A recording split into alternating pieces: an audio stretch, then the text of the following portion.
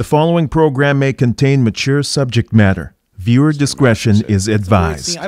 We'd like to acknowledge the support of our integrated Caris and CBC sponsors who make the Juno Awards possible: TD Bank Group, SiriusXM Canada, Freedom Mobile, Ford Canada, and TikTok. He's a great guy. We couldn't do what we do without your support.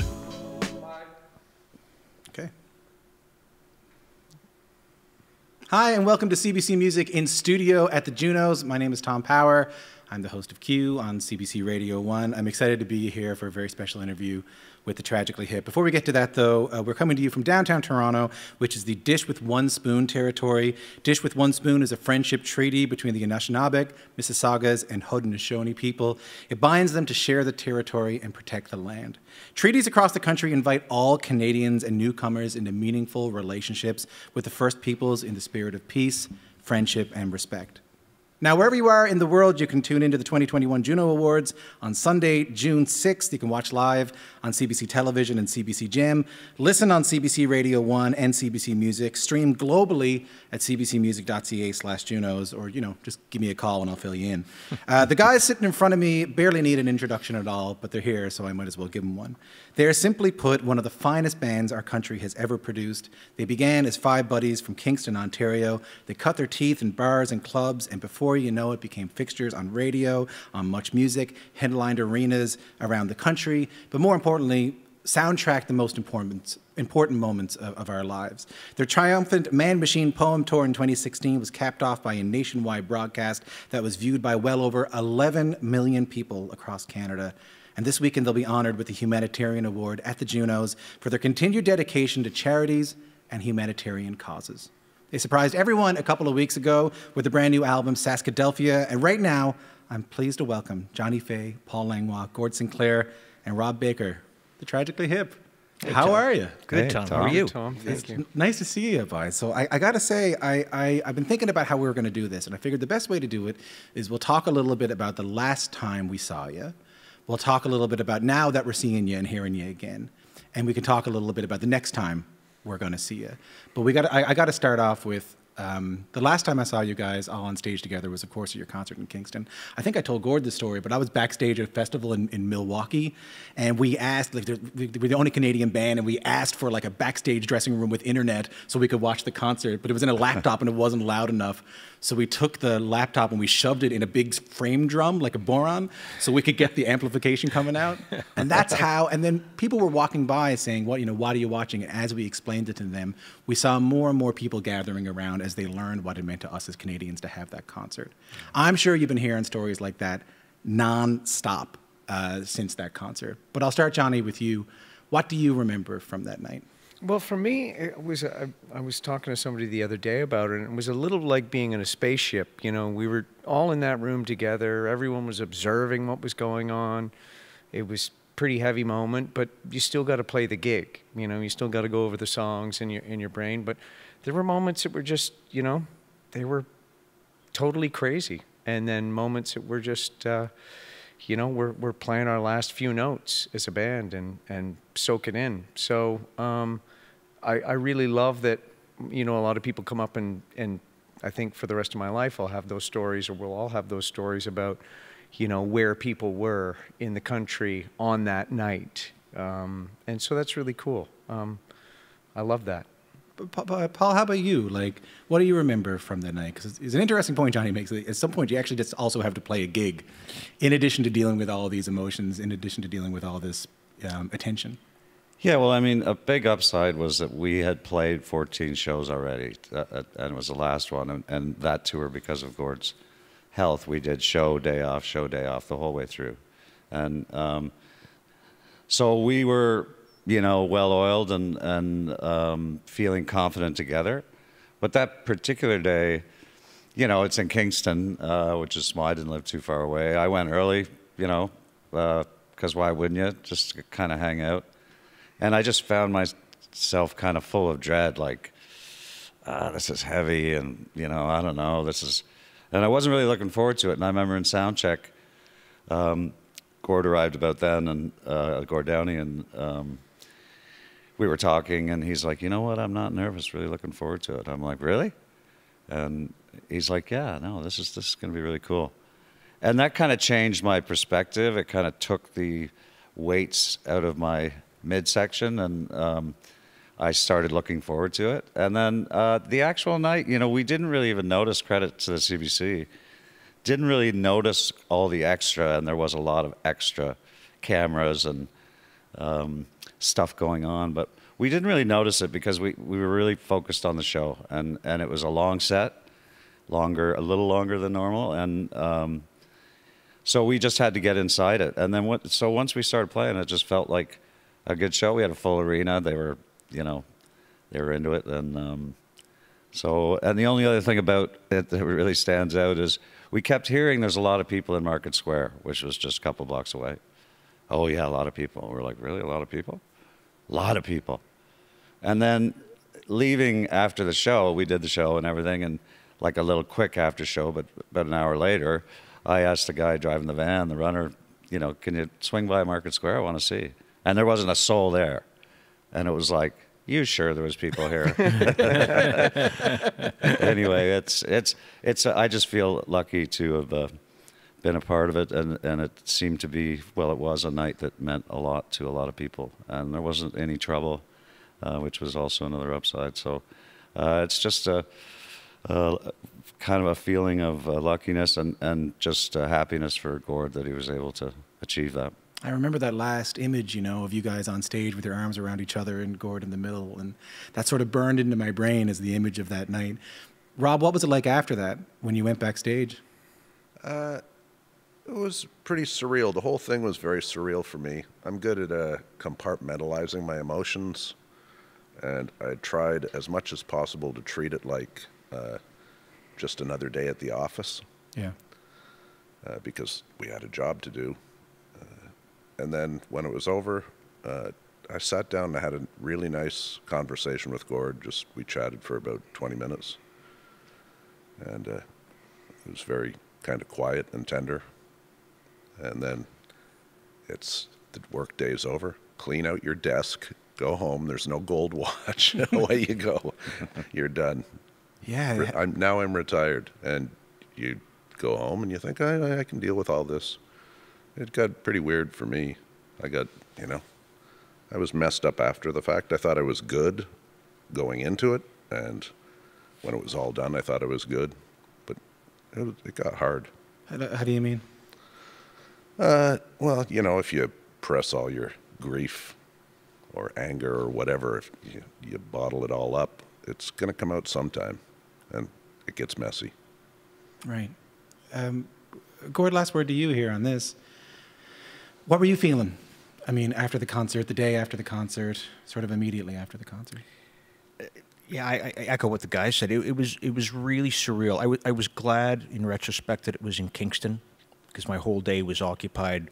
I had so many friends, family coming in from out of town and trying to get people in and trying to get everyone settled. I didn't have a lot of time to start worrying or thinking about it or conceiving it as the last time that we were ever going to play. And again, fortunately, I had a lot of people staying with me. It was a couple days later. You always get that relief, that feeling of being home at the end of the tour, and it's a really good feeling. And then it really began to sink in. Like we started off the whole tour out in Victoria, really not knowing if we were going to get through the first show, let alone the whole tour. And then by the time we got to Kingston, I think I mentioned this to you before. Like Gord we all got so buoyed by the audience every night. He would drop a line and the crowd would sing along. He got better. Like, I honestly believe he got better and better. And the band got better and better. And yeah, I just didn't want it to ever end. I really didn't. I still wish it wasn't over. You know what I mean? And then the emotions start kicking in. Yeah. You kind of realize it's like, yeah, that was it. That was it. Can someone tell me about the first gig? Like the first Tragically Hip gig? Who remembers that? Who remembers that the very best? Very first gig we ever played, I think it was end of November in 1984, was it? Yeah.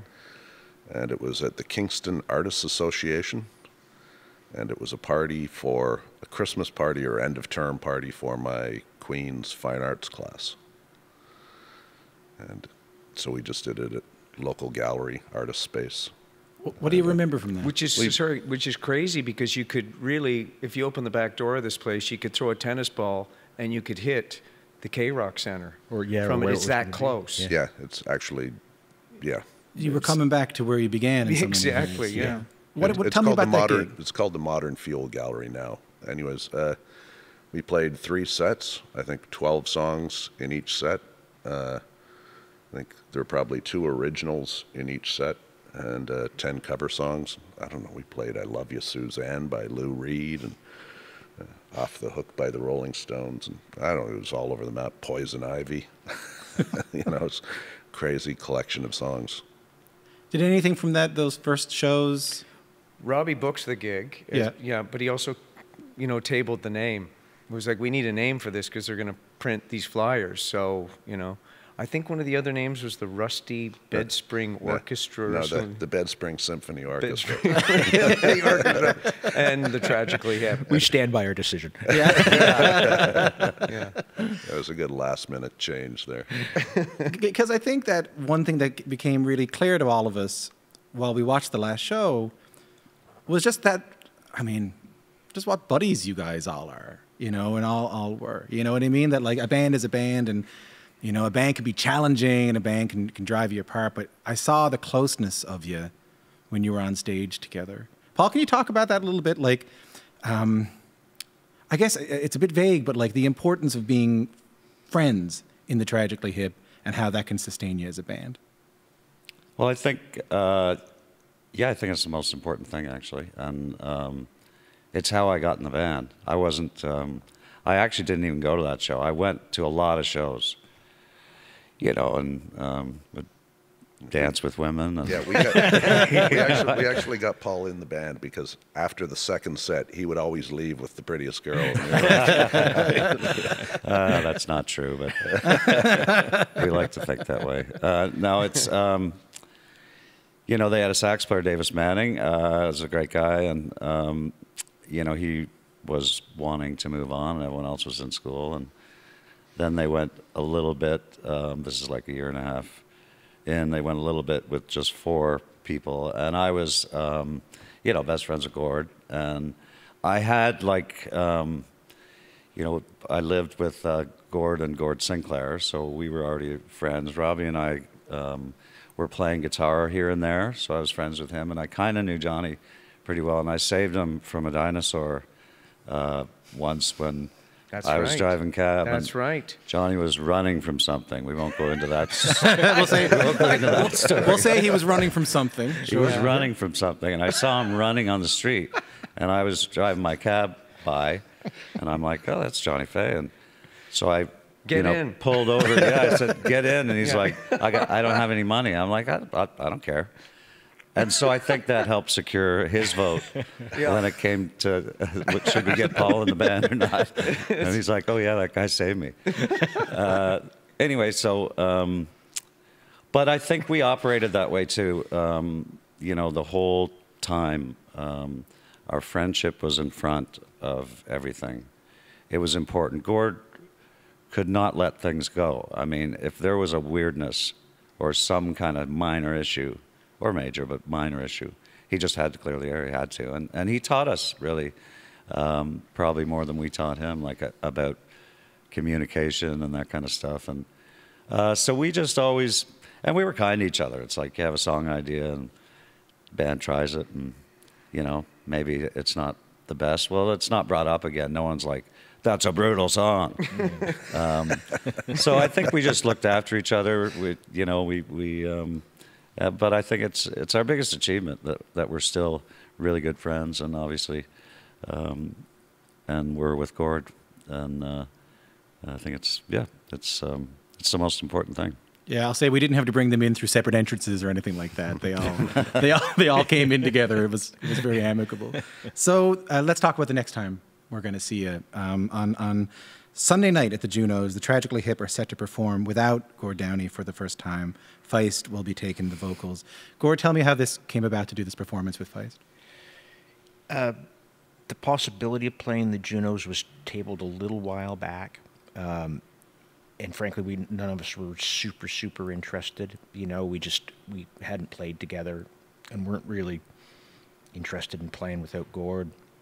And then Jake Gold, our manager, suggested Feist might step into Gord's shoes. And I think it was really the first time collectively we kind of all like stopped for a minute. It's like, wow, that's a pretty cool idea. You know, I think Gord would have really loved it. He would, you know, we've known Leslie for an awful long time from her very first tour with By Divine Right. She was playing with Jose and the crew, and got to know her well back then, and really admired what she's done, and it just seemed like a really good idea, and yeah, I won't give away what we played or anything, but both Paul and John sort of independently of each other suggested the same song, and anyway, yeah, it just seemed like the cool right thing to do at the right time for all of us, you know. And it was yeah, it's just it was great. Our very first rehearsal, like we were pretty terrible the first run through, and then by the second one it all came back really quick. We kind of remembered how much we listened to each other, you know. Once we got the mouse nests and stuff out of our amps and stuff, literally in Paul's case. You had a mouse in the amp? Apparently so, yeah. Johnny, I saw you nod along there. Tell me how it felt when you started playing music again with the boys. You mean, just rehearsing for this thing? Rehearsing, we went back to Bath, and we were up in the rafters at the back of the house where we had, you know, been 5 years earlier with Gord, and I was sitting there with Robbie, and there was his exercise bike, you know, right there, you know, and it was, you know, it's a time of year that we would be preparing for a tour, you know, a Canadian tour, or, you know, going to the States, and so just arriving and being the first there, I'm just, you know, waiting for the other guys to show up, and Gord too, you know, it just. And so that was a very heavy moment, but you know, Gord's brothers, Mike and Pat, are you know, are very present in our lives now, and that is a great comfort, I find. I think that, you know, having them close by, and you know, seeing that they're okay with things, and, you know, bouncing things off of them is a big one for us, you know. So I think, you know, being there in Bath, and it was just very natural. And it's funny because one of the things that I miss the most is that creative process. And, you know, Robbie and I were upstairs, and he started playing a riff that wasn't the song that we were playing, and I started to play with it. And it's that creative thing that just was so much fun about the hip, you know. Even if we had a disagreement or something, we would always come together in the music, as Paul said, you know. And by the end of that day, we'd be listening to it and happy, and so definitely made me thankful for, you know, very reflective and thankful for what we had achieved, you know. Rob, it was maybe pretty surprising, because I know when I think you were the first member of the hip I talked to after Gord's death. And you said to me something, I mean, I'm not putting you on the spot here, but you said to me something like, I don't know, man. I don't know if I'm ever going to be able to do that again, you know, play these songs again, pick up the guitar again. I understood it, you know. It's a tremendous amount of grief, and we can talk a little bit about that. But so I'm curious to hear you, man, when you went in there and you started playing this music again, how did you feel?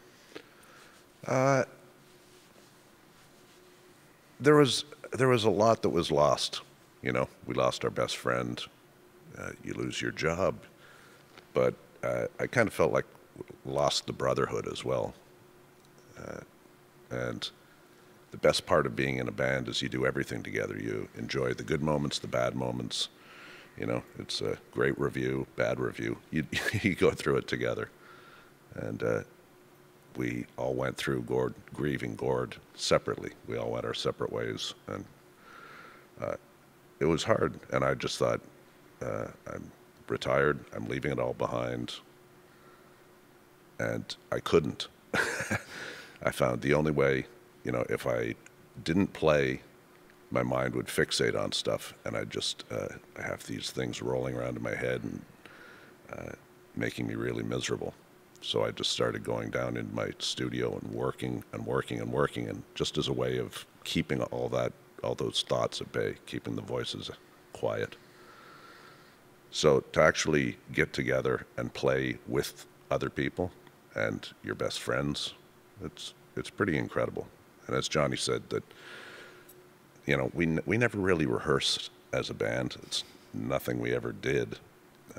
We get together with maybe the idea we were going to rehearse, and then someone starts playing a riff, or Johnny's tuning up his drums and laying down a beat, and someone starts to play, and someone else joins in, and it was always that. It was just the jamming, the exploring, the creative avenue, rather than just trying to get songs tight. So when that, as Johnny said, when that happened, that felt pretty good. I think if you listen really closely right now, you can hear Tragically Hip fans in their cars screaming at me right now, yelling at me to ask this question. So I'm going to ask it. Does this mean that there might be future touring? I mean, anyone who wants to take this one. Future touring, future gigs for the Hip? My bones are turning to powder. I don't think I could do a week on a tour bus at this point in my life. I kind of feel like we've done, I would... I'll plead Sean Connery on this. Never say never, but playing gigs, that's one thing. Going on a tour, I don't know. I kind of did that for 35 years of my life.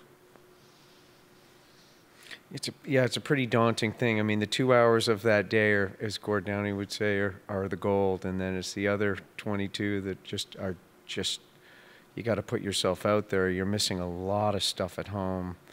And, some of them went on, there were a lot of things that were missed, And, there's sort of a chapter that's finished, I would never say never. It was really fun to get together and play, Be nice to get together and create again. I don't know. It just, You must have people. Johnny, didn't Dan Aykroyd call you from my show? He did. We had Dan Aykroyd on, and he said, you think the Hip's going to get back together? You think the Hip's going to go back on the road? It's a bad Dan Aykroyd. And I was like, I don't know, man. Why are you asking me? I don't even know these guys, but maybe. And he said, I'll call him right now. And then on the air, he called you. That's right, to ask you. So that must be happening a fair bit, right? People are asking you these questions, right? Yeah. Not Dan Aykroyd, but. No, but people asking about it. Yeah, and we had said we weren't going to, and now here we are playing with Leslie. Yeah. Because that was such a curveball, like in the best way. Kind of like, okay, so that's not going to be some guy trying to sing like Gord, or some guy trying not to sing like Gord, and but this is a very specific scenario, and we were getting the Humanitarian Award, and the heat was on, and as Gord was saying, like it was like a no until Feist came up. Now, I think we're all looking forward to Monday and this being behind us and getting back into our, yes, it's retired, but we're all doing our chipping away at our own little musical things, I'm sure, and the consideration of us doing anything, besides backing that Italian singer that is doing Italian versions of hip songs.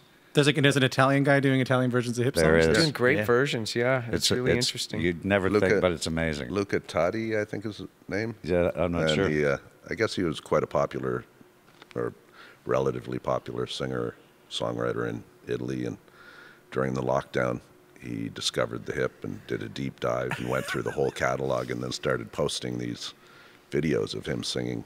First one I think was Long Time Running, and then he did Good Life, and now he's in the studio making an album of all Hip songs. And I think he did Bob Cajun in Italian. He said the Tragically Hip saved my life. There's the path going forward. I understand, So maybe a 3-week tour of Italy. in the winter in Canada. Any reason to go to Italy's good. Instead of having to do Manitoba in a bus again, maybe you'll in February. Those were fun gigs, though. Manitoba was the very first place that we got on a plane.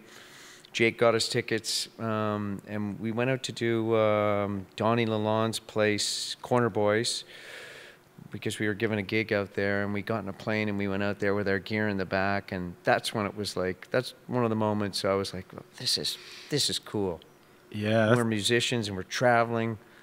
You're a real band. And we were out of province, and we were treated like gold in Manitoba. The first little trip out there was amazing. So. Yeah, you're right. You guys have that in common. You weren't afraid of the cold bus tours. But that was, in a way, that was Jake setting that up, and he's really the architect for us, our touring style, because he would cut these deals with, lighting and PA when it was cheaper, and bus guys, and no, there was not a lot of traffic out there. Yeah. And tickets would go on sale in November, and so people would give them as Christmas presents, and keeping the ticket price low. That was all Jake. Yeah, you guys, I shouldn't be talking too selfishly here, but I remember you guys, not a lot of bands came to Newfoundland. Yeah. We didn't get a lot of bands come, and you guys always came on every tour. Well, it's the same. It was the same with us in Kingston. We didn't get a lot of shows, and so we were aware of that across the country. Like in February in Brandon, Manitoba. All due respect, I don't think there's a lot going on except Wheat Kings or something. And yeah, so we in deference to that, we would go out on the road in the dark months, and it was an exciting thing because we remember that when we were kids, like when lining up for the Bee Gees when they came to Kingston to start off a tour at our old barn, and it was a real big deal, and it's really the quintessential Canadian thing, I think. Yeah, Air Supply. I remember going to see Air Supply in St. John's because it was something to go see. I think a lot of bands used to do their dress rehearsals, I think, in Newfoundland, didn't they? Yeah, they did. I think Tina Neil Young Turner did it too. did, yeah. and Neil brought out his roadie crew was playing with him that night because I guess the rest of the Crazy Horse hadn't arrived. And yeah, it was a great place to see bands warming up. Yeah. Hey, Rush started Hemispheres in Kingston at the Memorial Center. That's where they played the first show. So they were there a couple of days early and blowing out the cobwebs, The Rush was my very first show ever at the Memorial Center. Mine too. I get goosebumps thinking about it. Yeah. Oh, sorry. Thought you said that. Rush was your first show, and you said, I think I'm going to do that. Yep. Oh, I think I already wanted to do that. I was way into it. Yeah, they opened with Bastille Day. Yep. Awesome. Paul described earlier the situation that you're in now, playing this gig with Feist, as a bit of a curveball thrown your way, right? And I want to talk a little bit about the picture of that curveball, which is the Junos, which is presenting you with the 2021 Humanitarian Award, which recognizes outstanding Canadian artists whose humanitarian contributions have positively enhanced the social fabric of Canada and beyond. Gord, you guys have won, I think, 17 Junos. This one obviously must feel a bit different. Yeah, it does. Again, it's not something that we ever really set out to do. We just always sort of felt it was the right thing to do and part of what we were to do. I remember really early in our career, like it was 1991. I talked about this last night. Just we were invited by Rush for their holiday concert at Maple Leaf Gardens. This is right at the tail end of touring Road Apples. And for us, that was going to be like, wow, we're playing with Rush, our first show in the Gardens. And we were like, this is as big as it's ever going to get. In our lives, moms and dads all came to the show. And then it kind of dawned us throughout the whole thing that it's Maple Leaf Gardens. And the guys in Rush are donating it all back to local charities, to benefit the community. And the light bulb we'd done small shows, and a lot of local musicians, we're always the first to line up to play a benefit show. Yeah. We really are. But then it dawned on us, like the scale and the possibility that you could do with this. And really from that moment on, we focused a lot on what was happening in our community. And every time we played in Kingston, we always left the proceeds in town to various charities and set up our own foundation. And again, it's not something we did. We just did it because it was the right thing to do. It's kind of in our DNA. And again, Gord, he led from the front in that regard. He was energetic and and went above and beyond to always do the right thing. What do you think Gord would have made of this honor here? I think he would have seen it as an opportunity to do more, to make a statement, to get people off their asses, to pitch in, help. It's interesting talking to you about Gord, because I do feel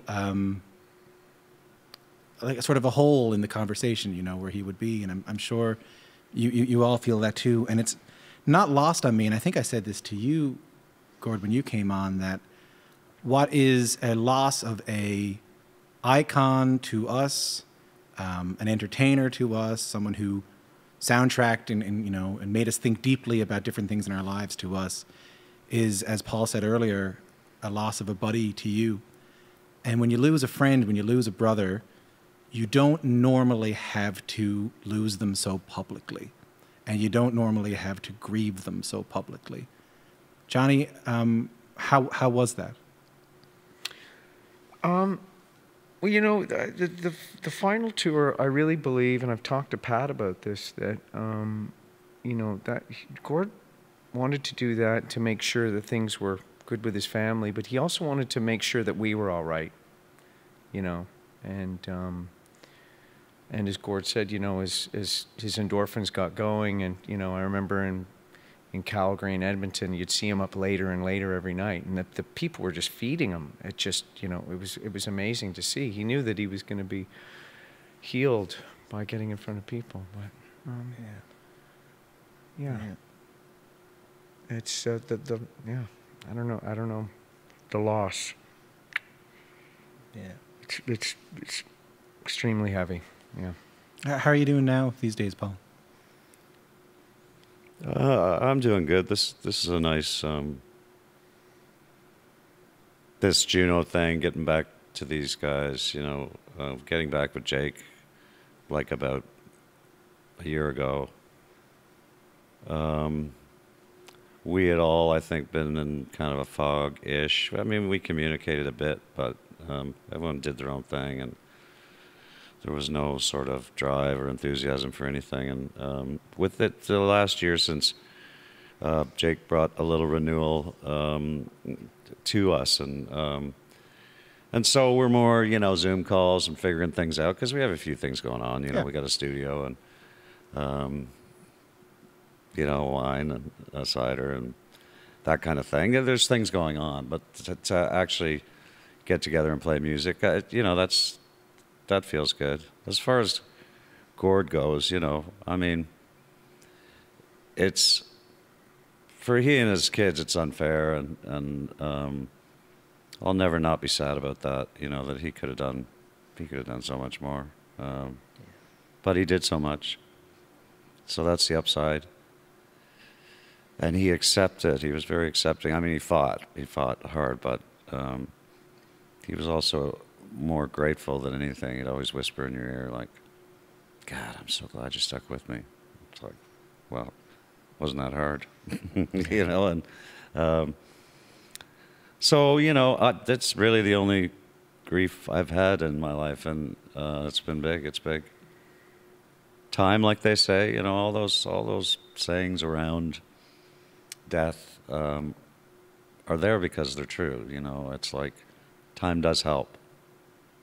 But yeah, I just like to picture him with me, you know, and you know, in general, I have a pretty good idea that he would be happy we're all doing well, and that we're doing the odd thing together. You know, this in particular, he loved Leslie.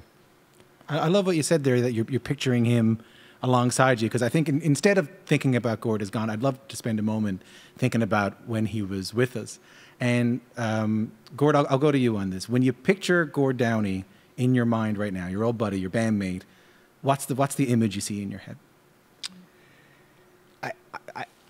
Maybe it's because we've been going through the Road Apple stuff and doing Saskadelphia, but I go back to the van, you know, when it was us, you know, 5 of us, and Dave Powell, another dear friend of ours that we lost, and just, you know, just that enthusiasm we had before we really had started families, and we had come across the country. You know, the band had stuck together through that first tour. You know, the country breaks up so many bands just because of the traveling, and it made us tighter. And we were just coming into our own as collective songwriters. You know, like we're doing now. You sit in your basement and try to finish a song. With this group, we communicated musically as well, and we were always writing. And Gord was just, man, he was journaling all the time and writing all our adventures down, and they would come back around in the song form and stuff. And that's the stuff I remember. I really do. You know, the kerchief around his head, and we were all smoking butts back then. We were, you know, poor Johnny and Robbie, we'd smoke them out of the van. You know, that's the stuff I remember, you know, like, you know, time being what it is, like you start families and you slowly drift apart, but we always had the band to come back to. You know, we would start, just like Robbie said earlier, we'd start writing again, and it was just the coolest thing. But during that time, you know, when we were young men, we were doing it all the time. We were writing in hotel rooms and sound checks, and it was just like this discovery that, wow, you know, we're a band on stage, but we're also a creative unit too. Like the songs we were writing together were way better than the songs we were writing individually, you know, and that was cool. To me, that's a unique form of communication that I think our band was really good at. Johnny, I could see you kind of going, when I was asking Gord about the image in the mind of Gord Downie, so I'm going to go to you on this. When you picture Gord Downie in your head, what do you see? I just think of him as a beautifully kind person. I mean, when you were in the room with him, and you were talking to him, as you know, he was focused on you. He wasn't sort of anywhere else, and he was champion of a lot of great causes. And you know, I remember one time we were getting ready to do a tour, and we were very close to doing it, and he said, we need to power this with bullfrog power. And we didn't know really anything much about it. It was like, okay, and it was like, it's clean, it's better for the environment, this is what we're going to do, and this has got to happen. And he was, I mean, as Paul said, if he wanted something to happen, he just was unrelenting. He just, you know, and it's the drive, you know. I remember, another thing I remember about, you know, being in England, and we were recording Fully Completely, and he had given me a cassette of the Sky Diggers, and the song was on it, A Penny More. And I just remember sonically listening to this every night before I'd go to bed, and it was, you know, in a Walkman or something like that, and thinking, wow, these guys are really going to, you know, be bigger than us. And he said, no, we're doing something equally as cool. It's going to be different, but it's going to be really good. And it was just like, he had so much confidence, and he could give you that little boost, you know. He did for me a bunch of times, and I loved that. And it was very secure to have him there, you know, like an older brother. Like these guys are my brothers. But Gord, that's what I remember about him, just the comfort and the beauty and the just the love. Yeah. Generosity. I remember the first time I met him, he had no reason to be nice to me. You know what I mean? Like, I was just some arsehole from Newfoundland, you know? And he loved Newfoundland, though. He went there on his honeymoon. Yeah. It was like, I'm coming back here in a month for my honeymoon, by the way. Yeah. And he met some people on that tour, and he was like, you know, we want to go fishing. We want to see here. Will you drive us around, or can you direct us? And he had a grand time. He loved it. We loved him too, though. He was officially one of us. He didn't even need to. He didn't need to kiss the cot or anything like that. It's been really great to hear you guys again on the Saskadelphia recordings. It's really good. Like, it's really great music that I think all of us are just kind of blown away by. Rob, what was it like to hear this again for the first time? It was pretty incredible, actually. I think we all knew that a lot of these songs were out there, and it was just a matter of tracking them down, and Johnny led the charge on that, and it was all inspired by the Universal Fire. Yeah, because we thought they were lost, right? Yeah. I read in the New York Times, I was in Rome doing a painting course with the University of Washington in Rome for some reason, and I would read the New York Times every morning, and there it was, this big fire and a list of the artists, you know, and sandwiched right between Mel Torme and the family Von Trapp was the Tragically Hip. I was like, oh God. And I got on the phone to Johnny, and he said, yeah, for sure, we had tapes there. Don Smith used that storage facility, and that would be 60 tapes, 60 rolls of 2-inch or more from Road Apples, and all the tapes from up to here. And that, in a way, that was kind of the spark that started to pull us back together, and the quest to track these tapes down, see if they still existed. And it turns out they'd been shipped up to Toronto at some point, I guess, when we left Universal or MCA USA. And we stayed with Universal Canada, MCA Canada. So they shipped everything up north, unbeknownst to us. What a relief to think that you had lost these recordings. Yeah, we still haven't found them all. There's still, I think we found 35 of 60. 35, rolls. yeah, about 35, 40. Yeah. And Johnny went through it. So to hear it, I remembered some of these songs being good. There were some that I had no idea, like Reformed Baptist Blues. I had no idea that we'd even played that down there, but I guess there must have been a day when Don just said, play, empty the cupboard, you know, whatever you got. Because that was a staple of the set in probably 85, 86. Oh, yeah. Like even before the Baby Blue album or the EP. And it was long out of the set by then. I don't think we'd probably played it in years. So funny to hear that emerge from that session. What really got me was hearing Gord's voice talking between songs. And, I'm listening with headphones on, and suddenly he's in my head talking. And it was, there were a few times where I just had to, like, stop it and put it away, and I'll come back to that in a week. Yeah. It's a little overwhelming sometimes. Paul, how was it for you listening back to this? Great. I when it was sent to us after, Johnny managed to find a bunch, and then we got, the tapes have to be baked, certain temperature. Then you get a couple passes, and Mark Vreeken, our longtime sound expert, ended up remixing this stuff in honor of Don Smith, trying to do Don's mix, because Don didn't officially mix these tracks. So anyway, we might have just got the mix versions before we got the mastered versions, and I had them there on my computer, and I went a couple of days without pushing play. Really? Because I just thought, I don't know. I don't think, it's not that I'm not going to like it, but I just don't think it's going to be up to scratch. So I was quite shocked, pleasantly, that it was like, whoa, this sounds like us in Road Apples, like we were very confident. We were kind of mid to late 20s, full of energy. We did nothing but play on that session.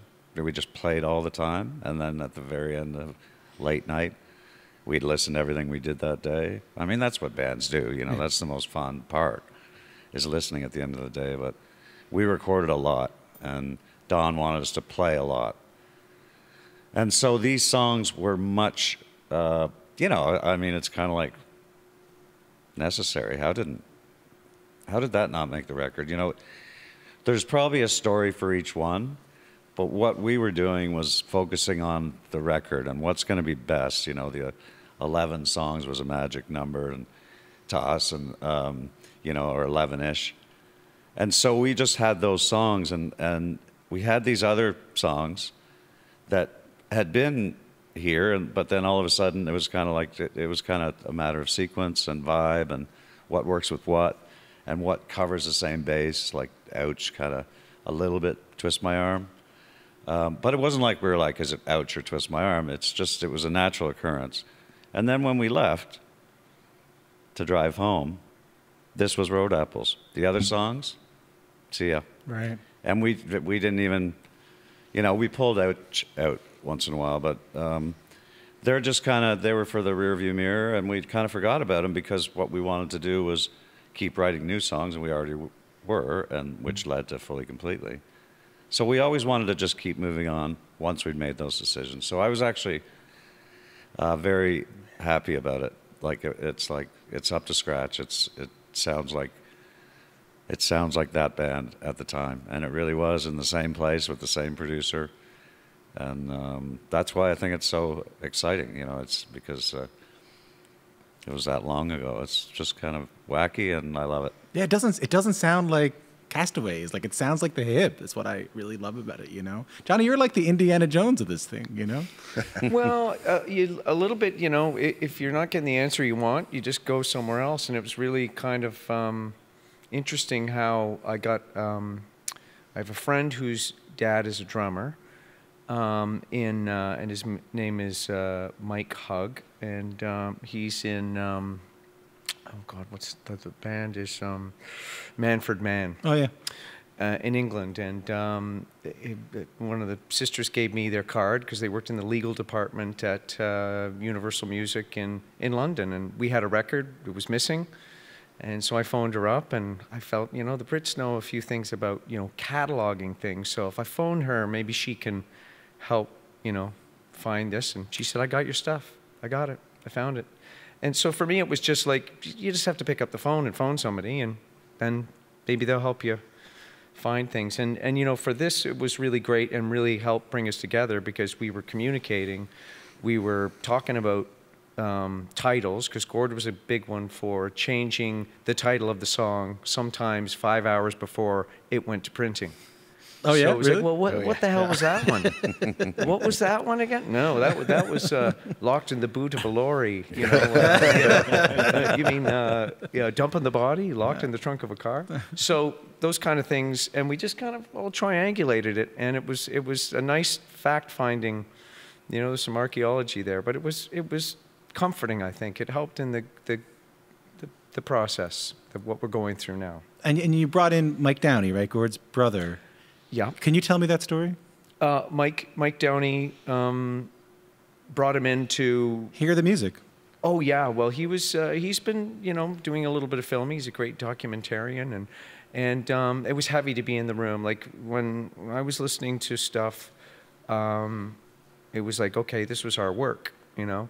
And then when Mike was in the room, a family member, and I listened to a very spare version of Robbie and Gord playing the very first versions of Fiddler's Green. Very just beautiful and moving. And in Daniel Lanois' house reverberating away in New Orleans. And I looked up at him and I lost it because it was like his voice was, he was always going for it. Gord, and you know, and you hear it on these tracks that he was always nailing it. all of the tracks that he sang. And this version of Fiddler's Green was just like, I was a chocolatey mess listening to it. You know? Yeah, I had to turn it off. I couldn't make it through. It took me, I think it was the third time I listened that I was able to get through it. Because it was too much. How was Mike? He was a bit of a mess too. Yeah. And he wasn't prepared for it at all. But it was also, I think it was, he said it was comforting to hear his brother. You know, and as Robbie said, the in-between song stuff that we kept on this was really great, you know. And I think it's just that added bonus. Is there more to come? No. This is it? This is it, yeah. Well, I'm not going to complain about it. I don't know. You know, we really are just taking it day by day. We've done this. This took 2 years to get to this point. Yeah. You know, of searching, finding out what was in the fire, getting Mark Vreeken on board. You know, Jake was involved. So it's taken 2 years to get these 6 songs. And what a response, hey? Like, I was looking at even just Spotify before I came here to see the numbers for these songs, you know, in the hundreds of thousands, doing incredibly well. It was all over Hockey Night in Canada for the Leafs and Habs. Like, I was talking to so many people who on the way to the cabin or the cottage, as they say up there, were listening to it, you know, and couldn't get enough of it. Gord, what was it like to see the reception to this music from all these years ago? Yeah, it's really heartwarming and buoying at the same time. I went out for an early morning paddle in my canoe at my cottage, and one of my neighbors said, "Hey, they were listening to your music up pretty late last night across the," and they were. You could hear it from across the lake. Someone had picked it up, you know, and it means a lot that it means a lot to people, you know, and it means different things for us. You know, you hear, you know, Don Smith isn't with us anymore, and neither's Bruce Barris, and of course Gord, Dave Powell, you know, instrumental in making us what we were, you know, and that's what I hear. You know, I hear the house again, and like I was saying earlier, it's just, for me, it's a time machine. I go right back there.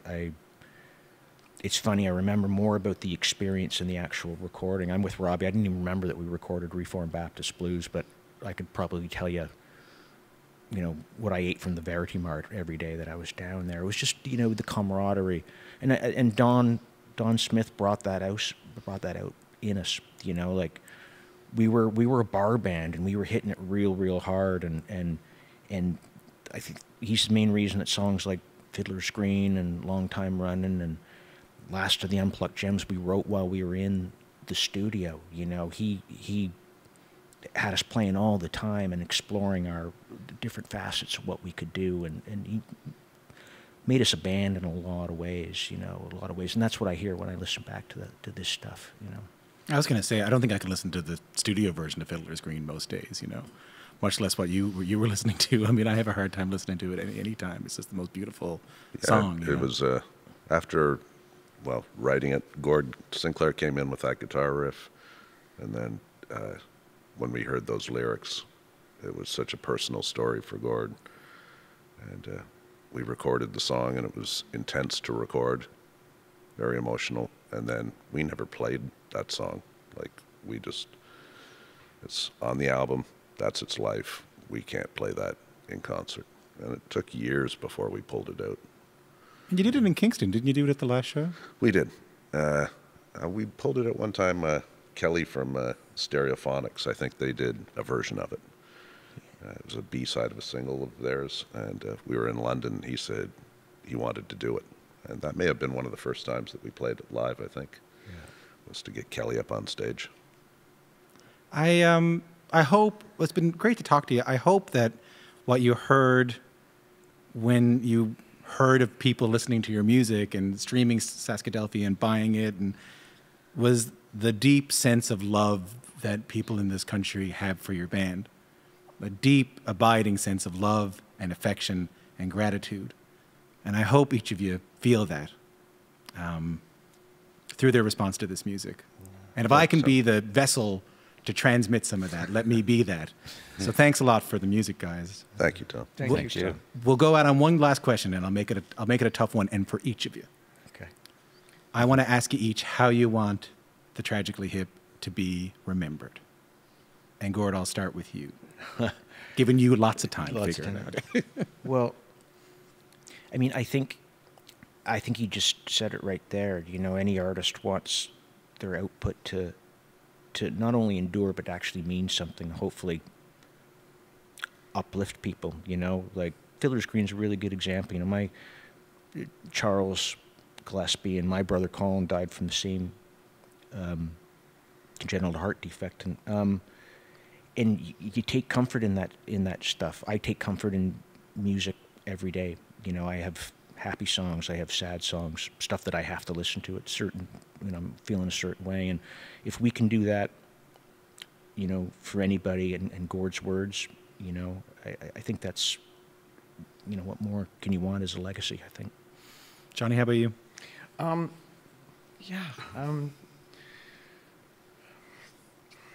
Yeah, I've given it a lot of thought lately. Just, you know, the band is going to live beyond us, you know, our music. And I think a little bit of what, you know, maybe we wanted to do is to honor Gord. And, you know, people ask questions about Gord, you know, what was he like, you know, what were the things he was writing about? Well, here's some stuff on Saskadelphia. You know, the band, how to be remembered, and, you know, Ray Daniels, who's Rush's manager, I was talking to him one night, and he said, there are 3 things that are Canadian: beer, hockey, and the Tragically Hip. And I manage Rush. Do you know how hard that is for me to say that? Ray's a beautiful man, and he's an incredible manager. And I never really was sort of heard it that way. It was like, you know, and that was beautiful to hear that way. So, you know, if you make a little bit of a difference, then yeah, that's cool. I'm happy with beer, hockey, and and the Tragically hip. Rob, how about you? How should the band be remembered? How would you like the band to be remembered? I guess that we were kind people. We tried hard. Isn't that enough? Isn't that all you? Maybe. No, that's beautiful. The Gordie House of rock and roll. How's that? Sharp elbows and tried really hard. We've had a record on the charts in 5 decades now. How about that? My wife Leslie told me that the other day. She said, "Your record's #1 in Canada. That's the 5th decade that you've charted with a record. That's pretty weird. Very strange." Paul, last word to you from the fella driving a cab, picking up future members when they were being chased by dinosaurs, to this moment right now. How do you want the band to be remembered? I don't think we're going to be remembered how we remember it. I mean, it was far more work and dedication, probably, than anyone thinks. Like, I'm specifically talking about the touring, but the touring led into the recording, and we kind of never stopped. So I hope we're remembered as a band that really played well live, and we're kind of like a really nice, solid, form-like thing that could turn on a room. And I think, the output, we didn't stop. It's not like we ever really stopped. So, that's what's really going to live on is the songs. And, we went on to make many other records after that Road Apples and now Saskadelphia thing. And some would term experimental. Some were kind of back to our roots. But I'm happy that we're in the conversation as one of bands of that people like and people have love for. It's the songs, the recorded songs, that will likely, So I would just, I would say I'd like us to be remembered as a career band, a band that made a life of it, and even though Gord is gone far too soon, it wasn't like we had a 6-year run. We had a 32-year run together, 30 years together. And, so that's no small thing. And, it's obvious from how he's remembered with such love. We'd like to squeeze into that too. And I know he loved his band, the Hip. And, so I just hope we're remembered for our work ethic and our output. I love it. Guys, thank you so much. Yeah, thanks, Tom. Lovely to talk to you. Thanks for making the time. Thank you, Tom. Congratulations on the Juno, and we'll see you at the Junos. Thanks, Tom. Thank you. Thanks to everyone for being here. I can't wait to tune into the performance. Wherever you are in the world, you can tune into the 2021 Juno Awards on Sunday, June 6th. Watch live on CBC TV and CBC Gem. Listen on CBC Radio 1 and CBC Music. Stream globally at cbcmusic.ca/Junos. It'll be a good night for the power grid in Kingston because everyone will be inside watching this.